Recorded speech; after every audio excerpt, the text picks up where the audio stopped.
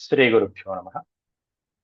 వ్యాస విరచిత శ్రీమన్ మహాభారతంలో సభాపర్వంలో నేడు మనం 94వ అధ్యాయం చెప్పుకుంటున్నాం. ఇందులో ద్రౌపదికి ధృతరాష్ట్రుడు వరాలు ఇవ్వగా ఆ ద్రౌపది వలన మిగిలినటువంటి ఈ 5గురు పాండవులు కూడా దాస్యము నుండి విముక్తులయ్యారని కర్ణుడు ఎద్దేవా చేయడం జరుగుతున్నది. నిన్నటి రోజున పాఠంలో మనం చెప్పుకున్నాం. ధృతరాష్ట్రుడు ద్రౌపదికి వరాలు ఇవ్వటం, ముందుగా ద్రౌపదీదేవి ధర్మరాజుని దాస్య విముక్తుని గావించడం జరిగింది. రెండో వరం కూడా కోరుకోమంటే మిగిలినటువంటి భర్తలు నలుగురిని కూడా వారి యొక్క ఆయుధ రథాలతో పాటుగా దాస్య విముక్తుల్ని గావించింది. మూడో వరం కూడా కోరుకోమని ధృతరాష్ట్రుడు అంటే క్షత్రియ కాంతకి 2 వరాలే ధర్మం ఆదేశించిందని చెప్పి 2 మాత్రమే కోరుకున్నది. లోభానికి వెళ్ళకుండా, లోభాన్ని ఆశించకుండా, ఇస్తున్నాడు కదా అని చెప్పి తీసుకోకుండా. ఆ సందర్భంలో కర్ణుడి యొక్క మాట తూలుడు ఎలా ఉంది అనేటువంటి మరొకసారి నిరూపణ అయింది. అంతకుముందు కూడా చెప్పుకున్నాము. కర్ణుడు ఎన్ని రకాలుగా దుర్యోధనుని కోసం అని చెప్పేసి పాండవుల పట్ల అనౌచిత్యంగా ప్రవర్తించాడో మనం చెప్పుకున్నాం. ఇప్పుడు మరొకసారి బయటపడుతున్నాడు.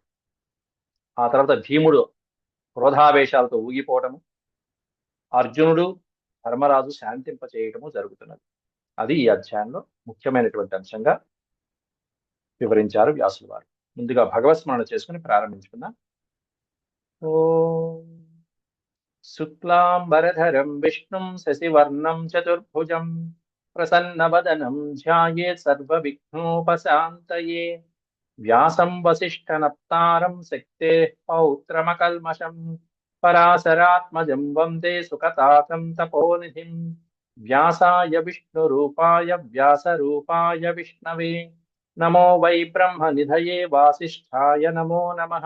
నారాయణం నమస్కృత్య నరం చైవ నరోత్తమం దేవీం సరస్వతీం వ్యాసం తతో జయముదీరయేత్. సభాపర్వం, అందులో 94వ అధ్యాయం చిన్న అధ్యాయమే. కర్ణ ప్రలపితం క్రుద్ధం భీమం నివార్య యుధిష్ఠిరస్య ధృతరాష్ట్ర సమీప గమనం. కర్ణుడు నోటికొచ్చినట్టల్లా వాగడం, కోపించినటువంటి భీముణ్ణి నివారించడం ధర్మరాజు. కర్ణ ఉవాచ, ఏమంటున్నాడు కర్ణుడు? వాడికి నోటికి ఏ మాట్లాడుతున్నాడు అనేటువంటి జ్ఞానం కూడా లేనటువంటి వాడు కర్ణుడు. అట్లాంటి వాడు. అంతకుముందు కూడా ఇట్లాగే దుశ్శాసనుని రెచ్చగొట్టినటువంటి వాడు వాడు. యానశ్రుత మనుష్యేషు శ్రియో రూపేణ సమ్మతా తాసామేతాదృశం కర్మ న కస్యాశ్చన శుశ్రుమా. అందమైనటువంటి స్త్రీలు, చక్కగా ఇట్లాంటి స్త్రీలు అనేకమైనటువంటి కర్మలలో పాల్గొంటూ ఉంటారు. కానీ నేను వినినటువంటి విధంగా ఇంత అద్భుతమైనటువంటి మానవ కాంతల్లో, సుందరమైనటువంటి స్త్రీలలో ఎవరు కూడా ఇటువంటి అద్భుతమైనటువంటి కార్యాన్ని చేయలేదు కదా అంటున్నాడు. ఇక్కడ ఏం అద్భుత కార్యం చేశారు అనేది తర్వాత శ్లోకాల్లో వివరించాడు. తాసాం ఏతాదృశం కర్మ, అట్లాంటి స్త్రీలు చాలా మంది ఉన్నారు అంతకుముందు, సుందరిమణులు, అంతఃపుర కాంతలు మొదలైన వాళ్ళు. కానీ ఇటువంటి కర్మ న కస్యాశ్చన శుశ్రుమా, ఇలా చేసినట్టుగా నేను ఎవరి దగ్గర వినలేదే ఇంతవరకు, మొదటిసారి వింటున్నాను. ఏమిటదంటే క్రోధావిష్టేషు పార్థేషు ధార్తరాష్ట్రేషు చాప్యతి ద్రౌపదీ పాండుపుత్రాణం కృష్ణ శాంతిరిహాభవత్. కేవలం ద్రౌపది వలన పాండుపుత్రులకి ఈరోజు విమోచనం కలిగింది, దాస్యము విమోచనం కలిగింది.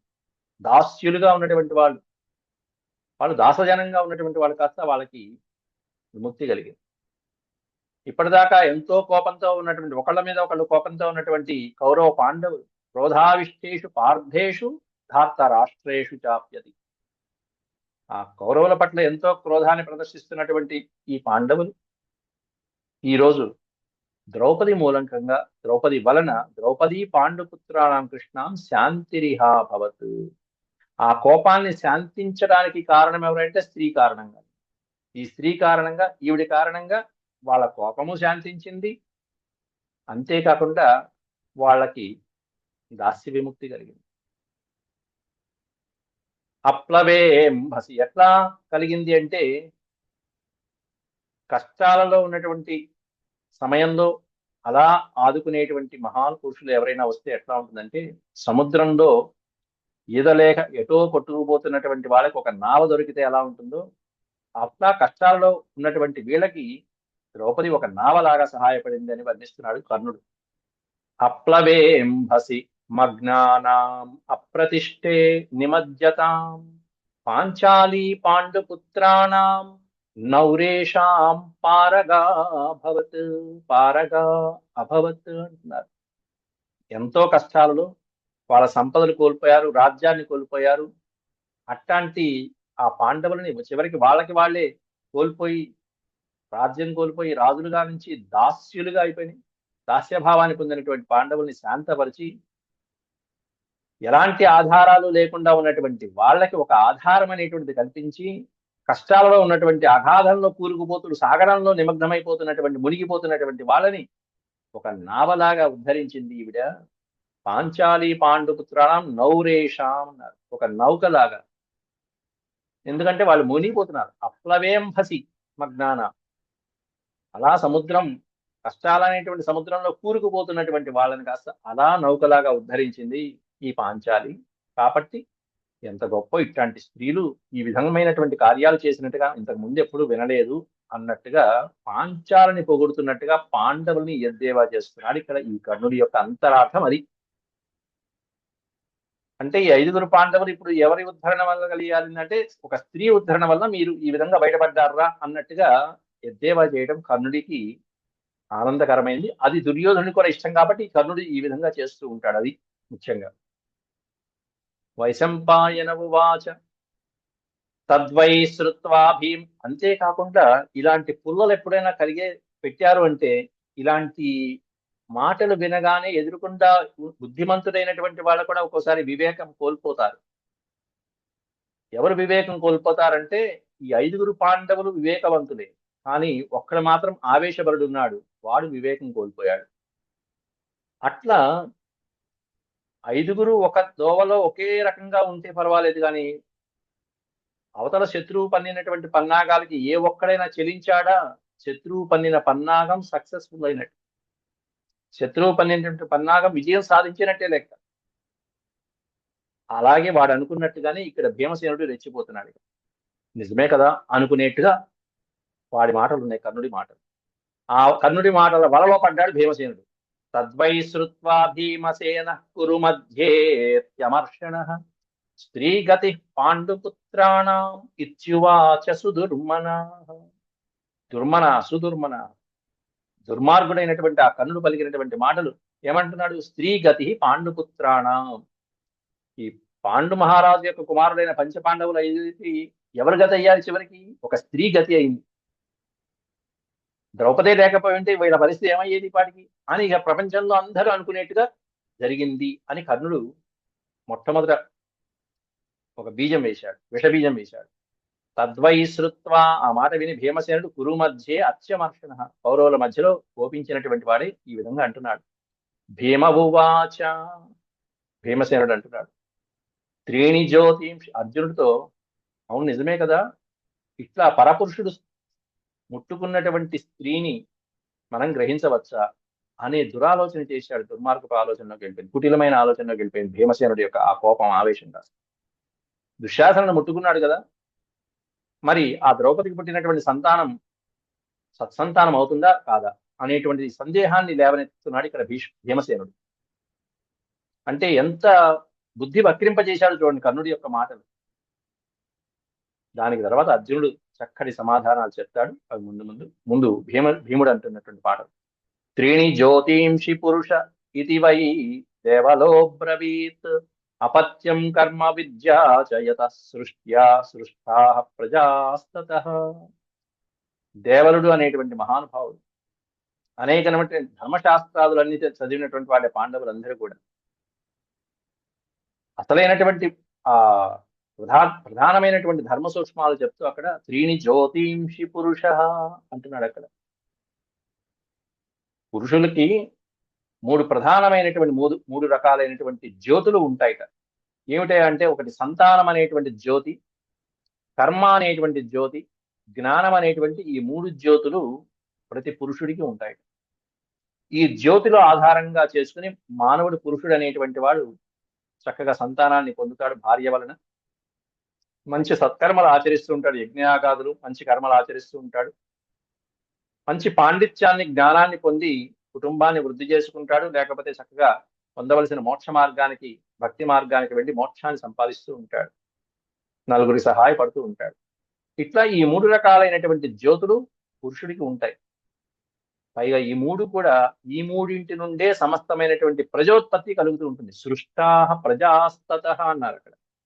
ఈ మూడింటి వల్లే ప్రజోత్పత్తి కలుగుతూ ఉంటుంది. సంతాన చక్రం అనేటువంటిది వృద్ధి కలుగుతూ ఉంటుంది.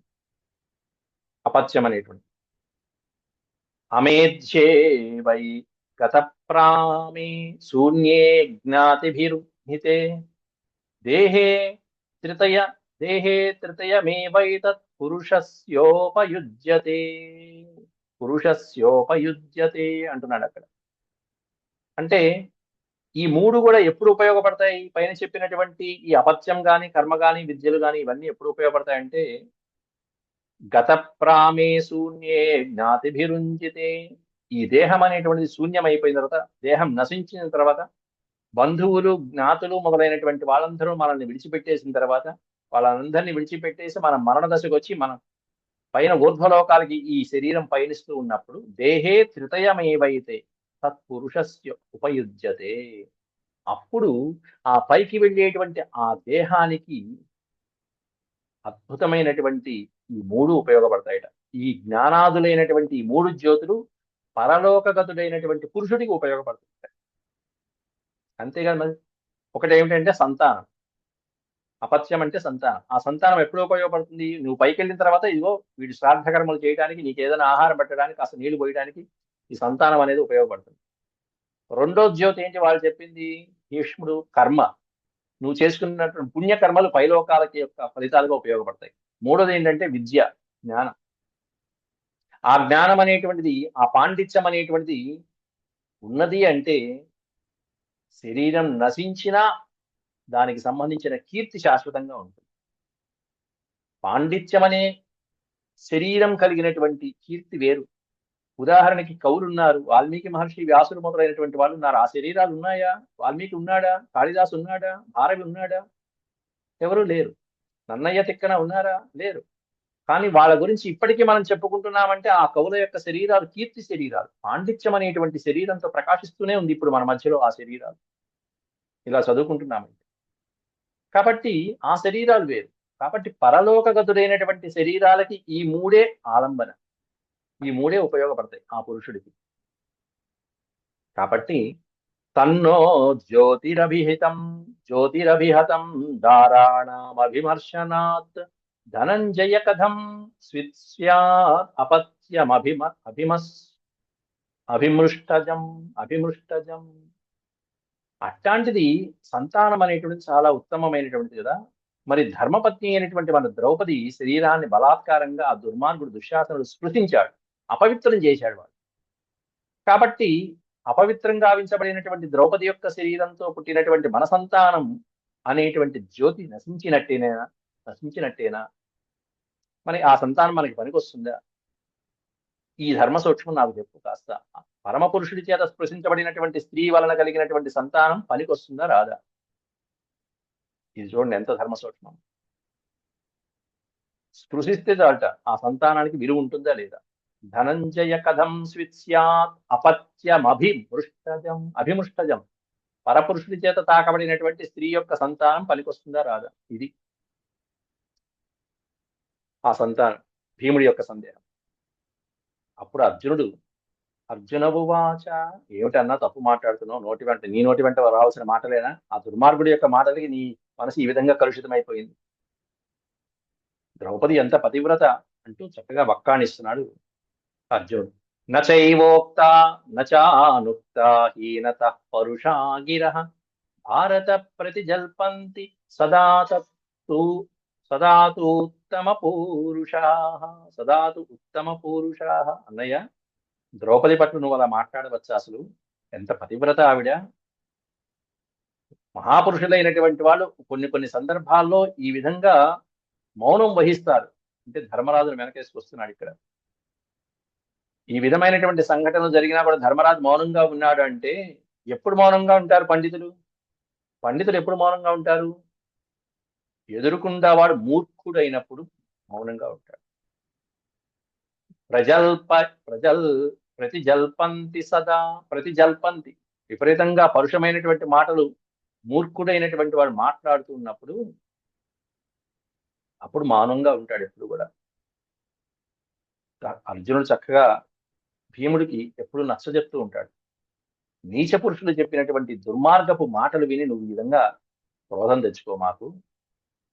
ఆ నీచ పురుషులు నీచలైనటువంటి ఈ కర్ణుడు, దుర్యోధనుడు, దుశ్శాసనుడు మొదలైనటువంటి వాళ్ళు ఎప్పుడైనా ఇటువంటి మాటలు, దుష్టవచనాలు చెప్పినా గాని,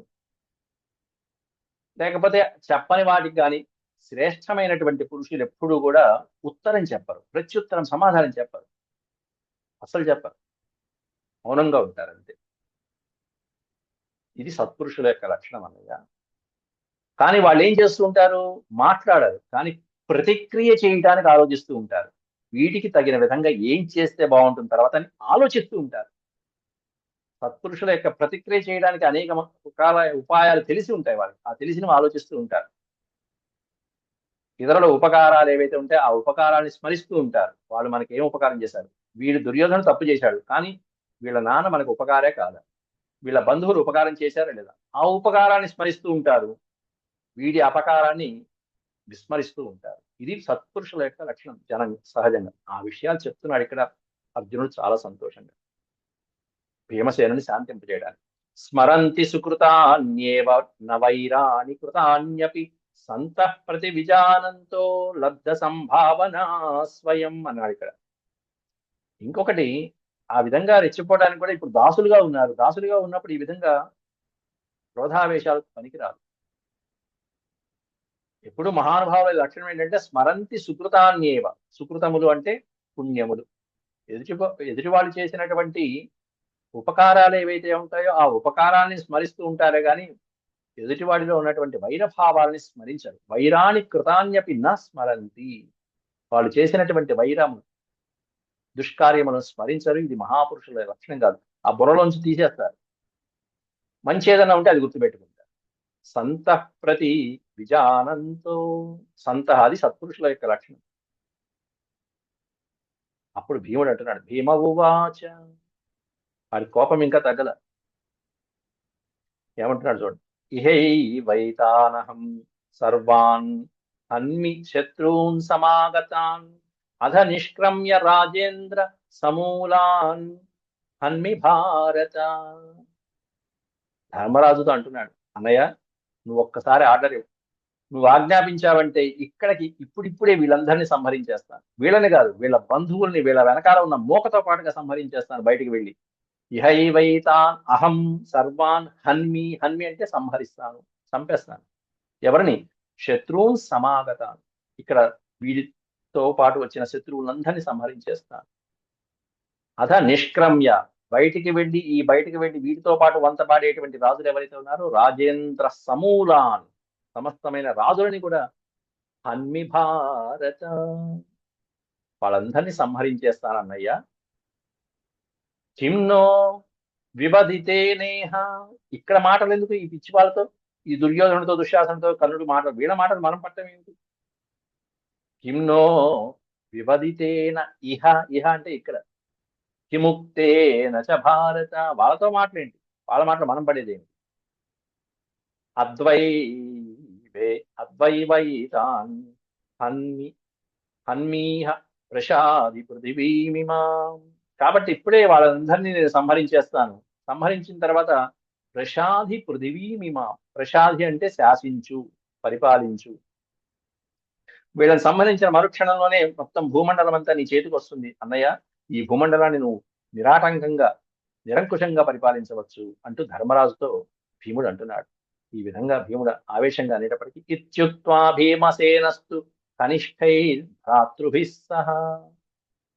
కనిష్ఠై భ్రాతృభి, తన తమ్ములతో పాటుగా లేచి నుంచి ఆవేశంగా భీమసేనుడు ఈ విధంగా బ్రహ్మాండమైనటువంటి మాటలు పౌరుషంగా పలుకుతూ ఎలా పలుకుతున్నాడు? మృగమధ్యే యథా సింహో ముహుర్ముహురుదైక్షత. తమ్ముళ్లతో కలిసి ఆవేశంగా పలుకుతున్నటువంటి భీమసేనుడు ఎట్లా ఉన్నాడంటే మృగాల మధ్యలో ఉన్నటువంటి సింహంలాగా రంకెలేస్తున్నట్ట. మాటి మాటికి ఆవేశంతో చూస్తూ ఓ పక్కన అట్లా ఉన్నటువంటి ఆ భీమసేనుణ్ణి ఓ పక్కన కష్టం మీద అతి కష్టం మీద ఓ పక్కన అర్జునుడు శాంతింపజేస్తున్నాడు. సాంత్వమానో వీక్షమాణో పార్థేన క్లిష్ట కర్మణ భిద్యత్యైవ మహాబాహురంతర్ధాహేన వీర్యవాన్. భీమసేనుడి యొక్క ఆ అద్భుతమైనటువంటి వీరంగము, ఆ కోపము చూసి అర్జునుడు భీమసేనుని మాటి మాటికి శాంతపరుస్తూనే ఉన్నాడు, పాపం ప్రయత్నిస్తూనే ఉన్నాడు. కానీ భీముడు మాత్రం ఎట్లా ఉందంటే తనలో తానే మండుతున్నటువంటి క్రోధాగ్నితో ఇంకా మండిపోతూ ఉన్నాడు. లోపల వాడికి ఎట్లా ఉందంటే భిద్యతే మహాబాహు అంతర్దాహేన. అంతర్దాహేన అంటే లోపలే మండిపోతున్నటువంటి ఆ జ్వాలతో, కడుపు మంటతో రగిలిపోతున్నాడు భీమసేనుడు. ప్రతాపం బలం ఉన్నటువంటి వాడు ఇంతసేపు కూర్చుంటాడండి అసలు? ధర్మరాజు మీద ఉన్నటువంటి గౌరవంతో పాపం ఇంతసేపు కూర్చున్నాడు, సహించాడు. ఇంకోడైతే కూర్చుంటాడా? క్రుద్ధస్య తస్య శ్రోతోభ్యః కర్ణాదిభ్యో నరాధిప సధూమః సస్ఫులింగార్చి పావకః సమజాయత. పావకః సమజాయత. అగ్నిదేవ్ వాడి ఆ భీమసేనుడి యొక్క క్రోధం ఎట్లా ఉందంటే వాడి యొక్క ఇంద్రియాల నుంచి, రంధ్రముల నుండి, రోమకోపాల నుండి ధూమంతో అలా పైకి లేస్తున్నట్టుగా, అగ్నిజ్వాలలు బయటకు వస్తున్నట్టుగా ఉంది వాడి యొక్క కనుబొమ్మలు ముడిపడిపోయి ప్రళయకాలంలో ఉన్నటువంటి యముడిలాగా భృకుటీకృత అన్నాడు అక్కడ. భృకుటీకృత దుష్ప్రేక్ష్యం. దుష్ప్రేక్ష్యం అంటే చూడశక్యము కానటువంటి, రెండు కనుబొమ్మలు ముడివేసి కాల యముడిలాగా, కాలాంతకుడిలాగా ఉన్నాడు. భృకుటీకృత దుష్ప్రేక్ష్యమభవత్తస్య తన్ముఖం. ఆ భీమసేనుడి యొక్క ముఖం ఎవరు చూడలేకపోతున్నారు ఆ సందర్భంలో. ఎందుకంటే యుగాంతకాలే సంప్రాప్తే కృతాంతస్యేవ రూపిణ. యుగాంత కాలంలో ఉన్నటువంటి కృతాంతకుడిలాగా, యముడిలాగా ఉన్నట్ట. ఆ రూపంలో ఉన్నాడు అక్కడ ఆ సమయంలో భీమసేనుడు. అంతకుముందు అర్జునుడు ఉన్నాడు, ఈ అధ్యాయంలో భీముడు ఉన్నాడు. కాబట్టి సోదరులందరూ కూడా ఆవేశపడ్డారు. పడలేదు అంటానికి లేదు, ఆవేశపడ్డారు. ఆవేశపడినా కూడా వీళ్ళ ఆవేశానికి అర్థం ఉంది, తమ్ముళ్ళు కాబట్టి. కానీ ధర్మరాజు ఆవేశపడ్డు, ఆలోచనాపరుడు కాబట్టి ఆలోచిస్తూ ఉంటాడు, వీళ్ళని ఎలా కొట్టాలి. ఇప్పుడు ప్రస్తుతం మనం దాసులం కాబట్టి దాసీభావంతోనే ఉండాలి. ఇప్పుడు మనం గనక వీళ్ళు గనక కోపించారంటే, ఇందాల కోపిస్తే భీమసేనుడి యొక్క రౌద్ర రూపాన్నే చూసి భీష్ముడు శాంతించు భీమసేన అని కూడా చెప్పేశాడు. భీష్ముడు శాంతించమని అంటే వీళ్ళు మూసుకూర్చోవాల్సిందే, నోరు మూసుకోవాల్సిందే. పాండవులు వింటారు, కౌరవులు వినరు. పాండవులు తప్పకుండా ఉంటారు భీష్ముడి యొక్క మాట. ఒక చిన్న మాట కోపంతో ప్రదర్శించేటప్పటికే భీష్ముడు నాయన శాంతించు, కూర్చో నాయన అని చెప్పి అన్నాడంటే ఏంటి, ఇప్పుడు మంచిది కాదని అర్థం అక్కడ. అదే ధర్మరాజు ఆవేశపడలా అక్కడ. యుధిష్ఠిరస్తమావార్య బాహునా బాహుశాలినం. వెంటనే అలా రౌద్ర రూపంతో ఉన్నటువంటి భీమసేనని చేపట్టుకుని లాగేశాడు భీమ. ఎవరు అంటే పెద్దన్న గారైన ధర్మరాజు. బాహునా బాహిశాలి, తన యొక్క చేత్తో బాహుశాలి అయినటువంటి బలవంతుడైనటువంటి భీముని పట్టుకుని ఆయన కూర్చో అంటూ లాగేశాడు. యుధిష్ఠిర సమావార్య, శాంతింపజేస్తున్నారు. మైవమిత్యబ్రవీచ్చైనం జోషమాస్యేతి భారత. మైవం ఆయన నువ్వు ఇది సరికాదు, తగినది కాదు. ఇది అబ్రవీచ్చ ఏనం. ఆ భీముడితో ఇది నీకు తగినది కాదు, ఇది సమయం కాదని చెప్పి నచ్చజెప్పి కూర్చోబెట్టేశాడు. వెంటనే ఆ వీరబాహుడు అయినటువంటి భీమసేనుని నివారించి ధర్మరాజు ధృతరాష్ట్రుడి దగ్గరికి వెళ్తున్నాడు. నివార్య చ మహాబాహుం కోప సంరక్తలోచనం. సంరక్తలోచనం, ఎర్రగా రక్తం గడ్డలాగా ఉన్నాయి వాడి భీమసేనుడి యొక్క కళ్ళు. అట్లాంటి నేత్రాలతో ఉన్నటువంటి, కోపంతో ఉన్నటువంటి భీమసేనుని నివారించి శాంతింపజేసి కూర్చోబెట్టి ధర్మరాజు లేచి పితరం సముపాతిష్ట ధృతరాష్ట్రం కృతాంజలి. అంజలి ఘటించి ధృతరాష్ట్రుడి దగ్గరికి వెళ్ళాట ధర్మరాజు. ఏం చేయమంటారు, ఏమిటి ఆజ్ఞ? నమస్కారం చేసి ఇక వెళ్తున్నాడు. మేము వెళ్తున్నాం, ఆయుధాలు దొరికాయి, రథాలు ఉన్నాయి, చాలు, మేము మా బతుకు మేము బతుకుతాం అన్నట్టుగా నమస్కారం చేసి ఏమిటి మీ ఆజ్ఞ అంటానికి వెళ్తున్నాడు. ఇది శ్రీమన్మహాభారతే సభాపర్వణి ద్యూత పర్వణి 94తమోऽధ్యాయः సమాప్తः. ఓం శాంతి శాంతి శాంతి. యదక్షరపదభ్రష్టం మాత్రాహీనం చ యద్భవేత్ తత్సర్వం క్షమ్యతాం దేవనారాయణ నమోస్తుతే. సర్వం శ్రీకృష్ణార్పణమస్తు. హరి ఓం.